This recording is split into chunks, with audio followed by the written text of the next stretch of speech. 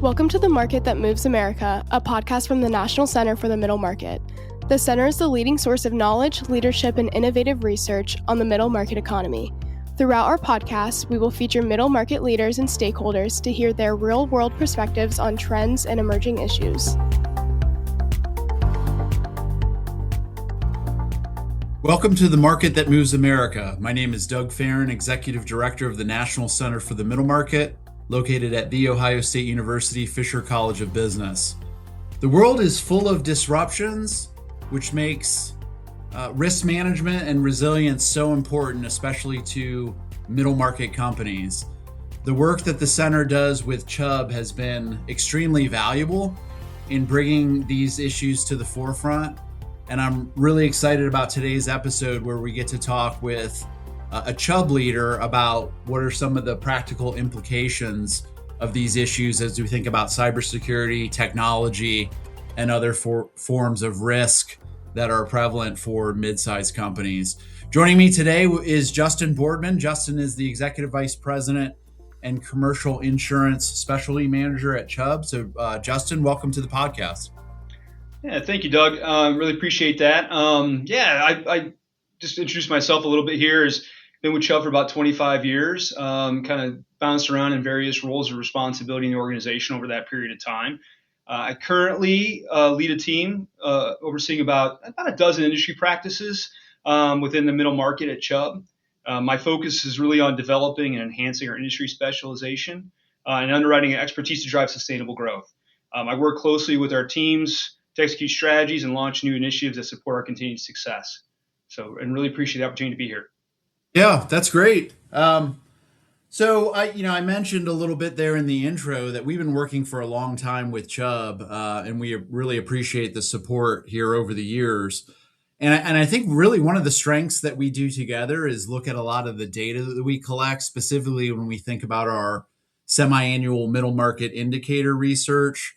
And there's a lot of information in there about risk and disruptions, and certain organizations are going to operate in uncertain environments, but there just seems to be a lot of broad and interconnected issues happening right now. So I guess as maybe just an opening question, how are you seeing leaders navigate the current risk landscape? Yeah, it's a great question, actually. It's interesting, right, to see how leaders are adapting to today's evolving risk environment. Organizations are increasingly prioritizing productivity and efficiency, making the most of the resources to drive growth. Technology is at the heart of the transformation now, right? Interest in AI and digital tools continues to rise as companies seek new ways to stay competitive and agile. As leaders embrace these innovations, the risk landscape shifts as well. It demands constant vigilance and proactive strategies. At the same time, though, Doug, to be honest with you, leaders are identifying physical risks, right? Such as rising sea levels and changing temperatures. It's all over the news, right? Which are becoming more significant threats to their properties. They understand the wide-ranging impacts these risks can have on their businesses and are actively seeking ways to strengthen resilience. So the forward-looking insights and data from this middle market survey, as an example, are empowering leaders to make informed decisions. And I think it's future-proof that their operations against both digital and physical disruptions. Yeah, so let's stick on that topic of technology and digital, because here at the center, we've been monitoring this in the middle market for a number of years. And I would say in the last couple, it's really become prominent to us as we think about the rise of platforms like AI. And in fact, in the latest year-end 2025 MMI, cybersecurity was ranked as a top concern. So for your perspective, why has cyber risk become such a major issue in the risk landscape today? Yeah, I think the rapid pace of digital transformation is probably where that starts, right? Businesses are adopting new technologies faster than ever, right? Which is expanding the threat landscape. Cyber attacks are not only becoming more frequent, but they're also getting more sophisticated, right? Making it critical for leaders to remain vigilant. Today, cyber risk goes beyond just protecting data, right? It's about safeguarding operations, reputation, and financial stability. As a result, cybersecurity has become a board-level priority, prompting companies to reassess their insurance coverage and overall risk management strategies. Yeah, so you mentioned board-level priority. I mean, that's pretty significant in my eyes. And, talking with some other leaders at Chubb, we've heard this kind of shift from just cybersecurity being no longer just an IT risk, but really a balance sheet risk. Can you explain that a little bit? Tell us what that means. Yeah, absolutely. What we mean is that cyber risk is no longer seen as just an IT issue, right? It's now recognized as a factor that can directly impact a company's financial health. When a cyber incident occurs, it can disrupt operations, result in costly data breaches, and damage reputations, all of which have tangible effect on the balance sheet. That's why managing cyber risk requires a holistic approach, involving every part of the organization, not just the IT department. Leaders are increasingly aware of the need for specialized insurance solutions, such as cyber insurance to help protect against these enterprise-wide risks. Furthermore, from the middle market survey, 47% of companies are considering adding that coverage. Ultimately, it's about ensuring the company remains resilient, both operationally and financially. So, as these companies are increasing investment in AI as well as other digital tools, we've also seen that there are some substantial barriers. They're telling us that things like data quality, privacy concerns, even having the right people internally, having the expertise to both implement and manage these platforms is a challenge. If you could share with us what are you seeing from companies as they navigate through some of those issues that I mentioned? Yeah, data quality and privacy concerns, I think, are front and center. Businesses must ensure their data is accurate, I think, first and foremost, secure and compliant with regulations. Internal expertise is another major hurdle. Many organizations are working to build the necessary skills and the knowledge to manage these new technologies effectively. We're seeing that companies are taking a strategic approach, right? They're prioritizing investments in workforce training, focusing on data privacy and developing tailored strategies to address their unique risks. Ultimately, it's about balancing innovation with risk management, right? Enabling companies to leverage new technologies without exposing themselves to additional threats. So I'm glad we spent the first part there really doing a deep dive into technology and cyber. So I want to move on to some other topics that risks and topics that middle market companies might be experiencing. Tell us a little bit about what some of the other things you're hearing about in some of the industries that you work with. Yeah, well, when we reviewed the data, right, for the middle market indicator, we focused on overlapping risk across the 12 industries. I mentioned in the beginning, right, I manage kind of 12 industry practices. So kind of focusing there, right, in addition to cybersecurity, as you mentioned, right, several areas kind of stood out to us or to me, right, starting with regulatory and compliance risk, I think is number one, right. This was consistently ranked among the top 3 risks in 9 out of the 12 industries that were surveyed. Regulatory and compliance risk increased by 131% year over year, in manufacturing, highlighting the rapidly evolving environment. I think a second area, building on that, supply chain risk remains a critical concern. While the risk has eased in some sectors, it is still the number one risk for construction, manufacturing, food, and wholesale, and is tied in the top spot for retail. It continues to be listed among the top 3 risks more than half of the industries analyzed. I think next, digitization, right, and technology advancement is emerging. This is particularly true in sectors undergoing rapid transformation. For example, digitization risk rose by 52% for life science firms, 70% in financial institutions, and more than 120% in both retail and consumer services year over year. And finally, reputation and brand risk, right, that remains prominent, right? The risk is especially notable in the food and education sectors, where it surged by 83% year over year, in construction as well. Yeah, those are all really important categories and ones that we hear from middle market companies that we talk to and meet with all the time. So you mentioned you cover about a dozen different industries. Are there any, significant or interesting trends that you could share with us on some of the select industries that you look more closely at? Yeah, I think, definitely we those kind of ones we identified, right? But where the analysis, back to the study where we found, where they were somewhat, not very, or not at all prepared, construction, number one, stands out, appearing in 12 of the 15 disruption categories, making it one of the most exposed sectors. Real estate follows closely behind, cited in 11 categories. Both face a wide range of threats, from property damage and natural disasters to supply chain issues and cyber attacks. Both these risks are interconnected, A single event can trigger delays, cost increases, and threaten long-term success.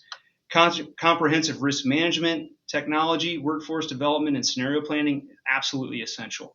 For food, is highly sensitive, right? So they were cited in 10 categories. Beyond supply chain and operational risks, the sectors face threats like workplace violence, payment fraud, and environmental incidents. Global supply chain complexity makes contingency planning and supplier partnerships critical for food as well. For education and life sciences, at least they appeared in at least half the disruption categories. Education faces new risks like cyber attacks and talent shortages, reflecting in shifts in digital tools and remote learning. Life sciences is pressured by regulatory investigations, lawsuits, and environmental incidents, requiring agility and proactive risk management. Yeah, those are really interesting, and a kind of a great transition to the next topic I wanted to talk about with you, which is business response and resilience. You talked about this a little bit earlier, but when you look at companies that are really good at this, they're thinking comprehensively about digital, physical, reputation, all those risks that you were mentioning earlier that kind of stood out in this latest MMI data. What would you say are the steps that they're taking to create the biggest impact or actually build that capability to be resilient and respond when these types of issues arise?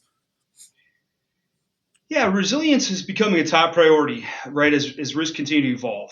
At Chubb, we define resilience as a business's ability to anticipate, prepare for, respond to, and recover from unexpected disruptions. This means taking a proactive, adaptive approach to risk management to ensure continuity and long-term success. Middle market leaders are increasingly proactive. About half are already planning for long-term resilience, and 51% expect to boost investment in resilience for commercial properties in the near future. Some key steps middle market companies can take right now, right?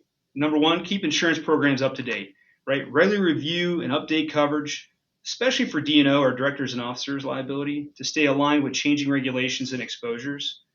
I think two, integrate and test business continuity plans. This is big, right? So move beyond just having a plan. Test and refine it regularly to ensure readiness for a range of scenarios. And three, address supply chain risks. Right, review property insurance and consider a contingent business interruption, or CBI, some people call it, right, to protect against disruptions affecting supply chain partners. By focusing on these strategies, I think businesses can strengthen their ability to withstand and recover from future disruptions.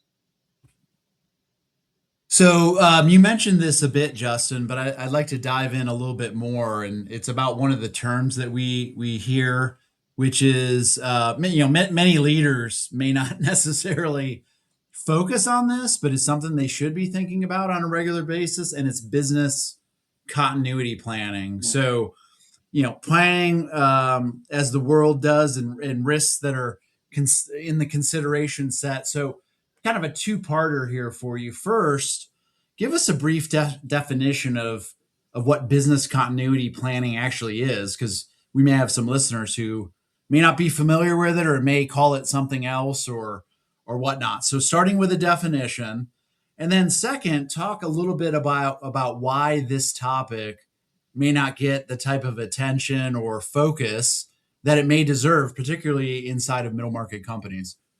Sure. So at its core, business continuity planning ensures your organization can keep operating, right, in the simplest form. It's about having clear, well-documented plans in place so you're prepared for a wide range of scenarios, from cyber attacks and supply chain failures to extreme weather events. The goal is to minimize downtime, right? That's the goal. Protect your people and assets and ensure you can continue serving customers no matter what happens. So that's kind of what it is. But often business continuity planning can feel abstract or a nice to have, right, until a crisis hits. Leaders may focus on immediate priorities and put off planning for unlikely events. But as recent years have shown, disruptions are happening more frequently and from unexpected directions. Risks are also constantly evolving. What worked a few years ago may not be enough today, especially with new threats like cybercrime, global supply chain issues, and extreme weather. That's why it's crucial to treat business continuity as a living process.